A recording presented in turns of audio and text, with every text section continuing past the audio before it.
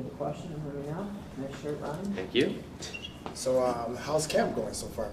Yeah, we're in a really good place. I feel like our football team's getting better and better. You know, we're really living by this motto of TNT, today, not tomorrow. So everything we can do today to get better, that's what we're trying to do. Not worried about tomorrow. It's not promised, and yesterday's gone. So obviously, any mistakes or anything that's taken place the day before, or any things that we did really well, we're not just going to harp on those things. We're going to try to get better in that moment today. So, but it's been good. We're making a lot of progress. We're becoming a physical football team, a football team with great discipline, a great passion, and togetherness. So we're really excited about where our team is at right now. On the left, Anthony. At what point in fall camp do you feel like you start to see some separation in some position battles, and are you seeing that in any spots right now? Yeah, I think you are. We're starting to see that, but I think really, we kind of planned out this fall camp to where we've got a 4-day stretch here. Our players are off today from physical activity. We'll have meetings, but then we'll have a 4-day stretch here where we'll get after it really well, and this is kind of where we figure to put the most impact, most physicality in these past, the past 4 days and then these 4 days. So I think after this scrimmage on Saturday, we'll really see where we're at from a depth chart standpoint, but it's an organism. It's a flowing organism that we talk about every day that just moves and shakes. So there's guys that are making climbs. There's guys that are cementing themselves, that put them in position to be in position, and there's guys that are still taking the steps that they need to get there. So, but we're in a really good place. Tony.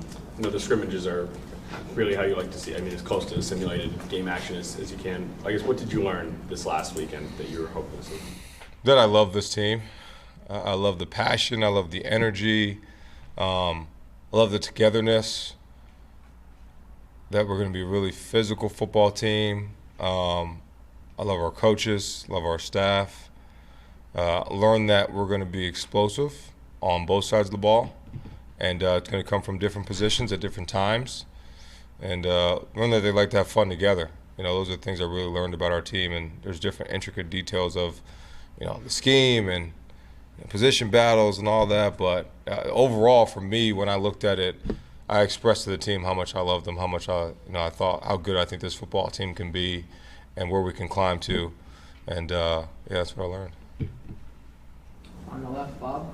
Sherrone, from last year when you took over, your first year as the full-time head coach, to now, how different is it? Do you feel like a world of more comfort, more at ease, or how do you feel differently coming from a year ago?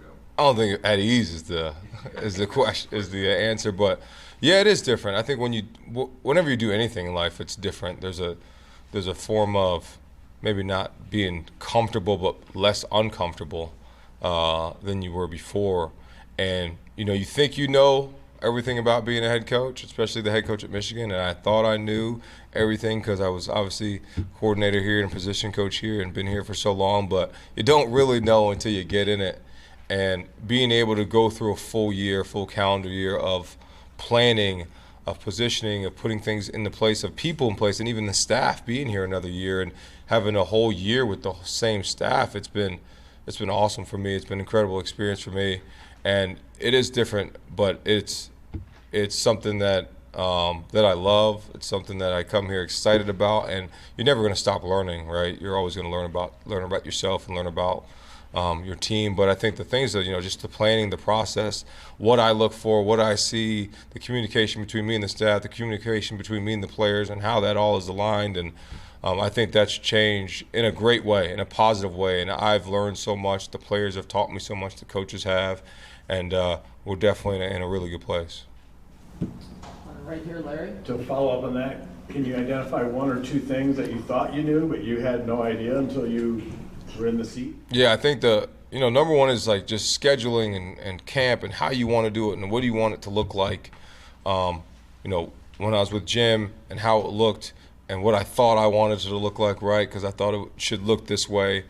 And then as I went through this past year and then went in the spring, went in the summer, I had a great opportunity to sit with our strength staff. I sat with Coach Tress and Zach Higginbotham, our director of sports science, and we planned out training camp, 3 months before training camp happened. and allowed me to have a vision of what it was like, what it's like since I've been here, based on injuries that we've had, based on soft tissue things, to make sure we can get the most out of our players from a physicality standpoint, but also not break them down to the point where they're not available when we need them to. So I think those are the biggest things for me that I learned. And then when I look at practice and being able to be on both sides of the ball in all three phases, it's been really helpful for me. On the left, Isaiah.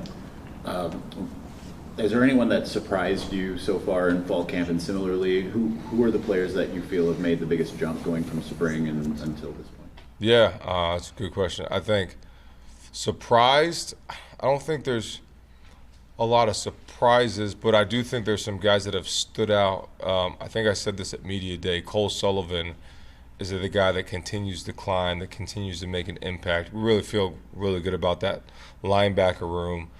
From Ernie, Jay Sean, Jimmy, and Cole. That guy, he was probably the guy that people weren't talking about. Didn't know, he's a younger guy, but he's a guy that's really stood out, and he's doing, he's very multiple, doing different things. And then in that room again, you got a guy like Chase Taylor who just keeps chomping at the bit to be better and better and better. So I think from a defense perspective, that group, that guy, specifically Cole, just jumps out at me. We all know about the defensive front and what those guys have done, but Cole really is a guy that's jumped out. In the secondary, I'd say another guy is, Jaden Mangum is a guy I guess kind of would be not a surprise, but a guy that's taken the next steps and pushing that safety room. Because we talked about T.J. Metcalf, right? We talked about Brandon Hellman and Mason Curtis, but Jaden's really a guy that's really taken the next steps on defense to show that capability, and we love all those guys, but the more the better. And corners, Josiah Edmond is a guy. Shamari Earls, the true freshman, he's flashed and done some really good things. And on offense, you talk about where the offensive line. Big shout out to Grant Newsome and what he's done with that group, and Coach Gilbert and Marukian and Coach Castillo. They've invested a lot of time in that group to be really good, and they know the vision. They know what I want in that O-line, and they know how we should run it as an offensive line, and they've imprinted that in that group, and they've become closer this offseason. They've worked really, really hard, and they're pushing that D-line now. There's days that the O-line wins, and that's what you want. You want that good back and forth. So that whole group has been great. Quarterbacks have been great, which is much improved, playing at a really good level. We'll see where it goes and how far we'll go to that. As far as naming the quarterback, I know you guys want to know who the quarterback is. I'll tell you on game week, so before any questions come about that. Running back room's been great. Micah Capana, Bryson Cudsdale's picking up where he went from the spring. Receivers, really electric group. Feel really good about this group. Coach Bellamy, Coach Soup Campbell have done a great job, and then tight end, same thing. So it's gonna be fun. It's gonna be a fun team to watch. In the back right there, Charles. Yeah, Coach Morgan told us that Bryce is mature beyond his years. How would you describe Bryce's personality and his maturity? Yeah, personality. I mean, he's a quiet kid by nature, but when he knows you, he's going to talk. He's going to be around you. He's got an infectious personality. Great young man. Obviously well documented with family, and Jay and Beverly have done a great job raising him, and just comes to work every day, lunch pail, ready to go. Does everything the right way and attacks it the right way. So, yeah, pleasure to be around. What are your expectations for him this season? Whoever the starting quarterback is to raise the level of the team, and for him, for Jaden Davis, for Jake Garcia, Mikey Keene, to make sure that they put themselves in position to make that they're the best quarterback version or best version of that they can be for Michigan football, and be leaders of the offense. Obviously, we've always talked about the offense is led by, and the team is led by the offensive line, but your quarterback has to be the captain that room, that offense. So whoever that is, that's what I want him to be. Front here, Ryan. How much has Mikey Keene been able to do this fall, and how confident are you he'll be healthy enough to be able to play in games from August 30th? Yeah, he's done a good bit. He's participating at his rate that he can, and we'll see as far as how much he can do and what he'll do as we go through. But he's been doing a good job for us and managing everything he needs to do. On the left, Clayton. You talk about quarterbacks have improved. Everyone talks about the pass game's improved. Being more multidimensional, maybe less predictable. Do you think that will help the O-line take a step forward, given defenses may be on their toes more? Yeah, I think Chip's just done a really good job of meshing the things that I've wanted and that our staff has wanted, and then what he's brought in, and putting this product on the field that ultimately is going to showcase our talents and our players' talents the best. Whether it's the O-line, receivers, the tight ends, the running backs, the quarterback. He's done a really good job. And then managing the staff. And, we got a great staff, but allowing them to have those ideas and put those ideas to, give us this product we're going to have on August 30th. So, I don't know if you'd say it would be more predictable, but, there's probably going to be times you guys are like, oh, it's a run, and probably not going to care. But there's times you're going to think it's a run and it's a pass. So I think the game is just however we're going to shape the game plans out for however we need to for our playmakers and what we need to do. So just excited where the offense is heading from a holistic standpoint. On the right here, Austin. Sherrone, I think you said at media days that the starting quarterback would be the guy who grabs the team. And yeah. It seems like from talking to players that Bryce has done that. What more would you like to see from him over this next stretch of practices and scrimmage? Yeah, just to consistently do it. Whoever that person is continually grab the team and then consistently do it throughout these times, because this is where camp really gets hard, right? You're in practice 12, 13, 14, 15. Like, you can easily take a step back. So are you going to, when it's 91, 95 degrees outside, going to blame or not have as good a day you've had before, or you're going to keep, the level of play? So just want to see that level of consistency. Back right, Angelique. Sherrone, what's the process for determining the depth chart? Like, do the position coaches come to you and say, this is what we think, and you veto or question? Yeah, that's a great question. I don't know if I've ever been asked that question, Angelique, so thank you. I think the process is, like, we meet as a staff and we're very open, very open. Everybody talks about their position, where they see it, where they think they'd be, and then so position coach talks about it, then the coordinator talks about it, then I obviously, give my 2 cents, and it's pretty usually on par with what I think is on par with what they think and the coordinators think. And I think the great thing is that our coordinators do a really good job of challenging our position coaches, and at the end of the day, they all come out of the room and they all have the same vision, right? And we all have the same vision of what we want it to be and what we want it to look like. So it's position coach, then coordinator, and then me, but we're all in a room together with the whole staff, so the whole building knows where we're at with every position and what we're going to do. So that's really the process. If I could also ask about Rod Moore, do you have an idea when he might be ready to play? Yeah, he's pushing.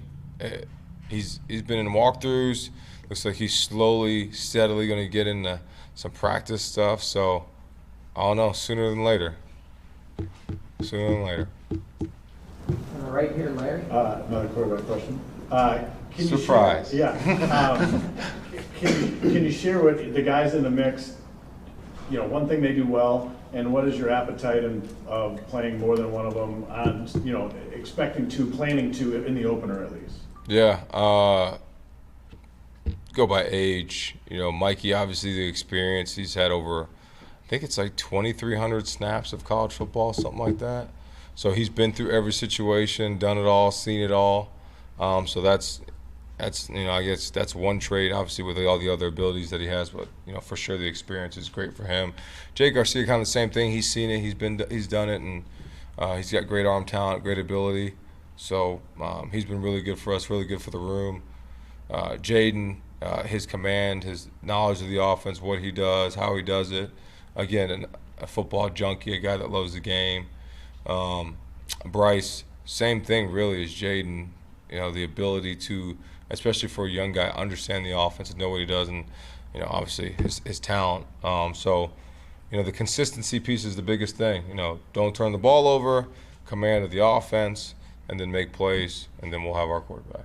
And how about, would you want to play more than one of them to see how they do in a real game in the opener?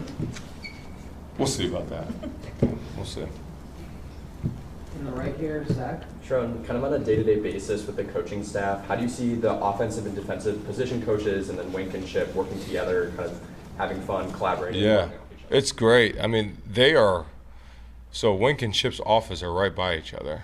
So they're always together, they're always talking, they're always bouncing ideas. And, the offensive guys are always in the defensive hallway, the defensive guys are always in the offensive hallway. So it's constant, constant movement, constant being together. So it's a lot of camaraderie in the group. So they do a really good job of working together. And that's not like me saying, hey, you need to go ask them a question or ask. It's just natural. So there's a lot of that happens, and a lot of that takes place. And it's necessary to have a successful football team. How important is that for your players to also see that? It's huge. They have to see that. I think when your players see your coaches not liking each other, then the players are probably not going to like each other as well. And it's probably going to divide your culture. And we're very blessed to not have that here. The players love the coaches love the players, the coaches love the coaches. So they see it all the time, and it keeps them together as well. In the back right, Andrew. As far as any uncertainty with you potentially not being on the sideline for certain games, is that weighing on you at all in these weeks leading up to the open? Today, not tomorrow. That's all I'm worried about. I'm worried about our players right now, and the man upstairs has blessed me with the ability to be here, so I'm just worried about today. That's it. On the left, Bob. Just to follow up, I know you said you can't talk about the NCAA, but obviously a resolution has to be coming fairly soon. Is that something that you say you don't think about it, but do you think over the program it lingers, and will it be relief when it's over, however it ends? Today, not tomorrow. That's it. On the right, Aaron. I don't believe you knew Chip before you hired him. I didn't. What have you learned about him over the last 7 to 8 months? He's hilarious.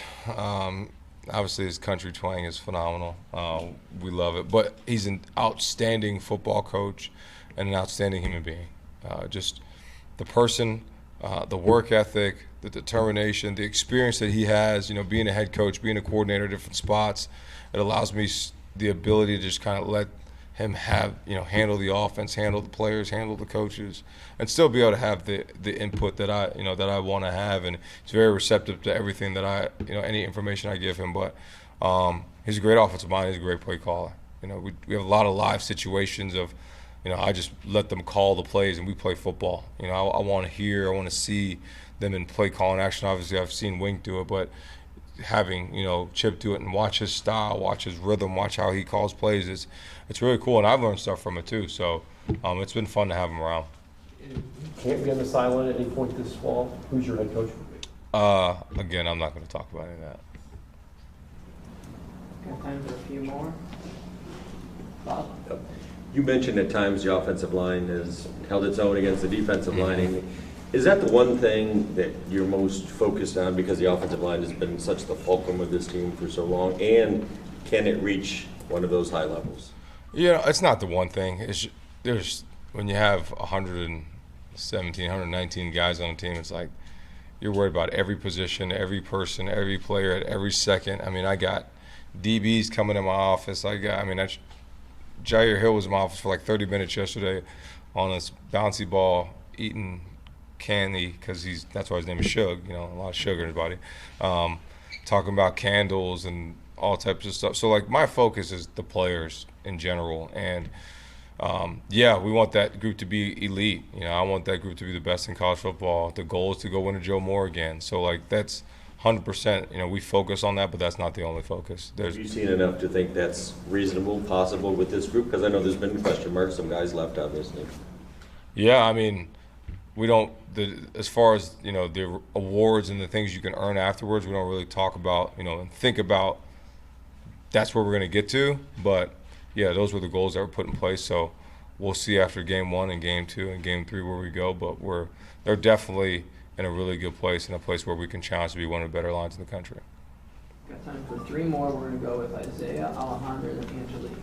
You mentioned Chase Taylor and Shamari Earls, or any other freshmen that you feel are maybe a little bit ahead of their time? Yeah. Let's see. So Nate Marshall on the defensive line, he's got some freakish pass rush ability. Feel really good about him. Chase, again, he keeps climbing. Shamari Earls is another guy. Jaden Sanders is another guy that really flashes and does a lot of great things. On offense, Andrew Babalola, we talked about him. He's going to push for the starting left tackle spot, and that's a day-to-day competition with Evan. And Evans played tremendously better, and his confidence is where you need to be. But, those two are pushing, and Blake Frazier's in that mix, but we're moving him around too. So it's gonna be cool to see how that group rolls. Receiver-wise, Jamar Browder, Andrew Marsh, those guys are going to play for us this year. Both dynamic athletes and players, and just ahead of where they need to be and where the guys usually are as a freshman. From a talent standpoint, they're really, really good. And then obviously Bryce, freshman. So really good group of freshmen that we really love. Alejandro? Sticking on that offensive line, before fall camp, left tackle, right guard were two positions that were up in the air. I wonder if you could give us an update on how those are shaking out. Yeah, it's constant battle. We literally just talked about it. So like I said, Andrew Babalola and Evan Link at left tackle is a constant battle, and you can throw Blake Frazier in there. He's also been working at right. So we got guys moving all around. I love that when that happens. And then at the right guard, it could be a combination of, you got Nate Afobe, you got Lawrence Attar, you got Jake Gudera, and you got Brady Norton, who's been working in there and at center. So it's a group of 4 guys that can move all around inside. I think Kripp has really, really done a good job at center. We keep pushing him with Jake.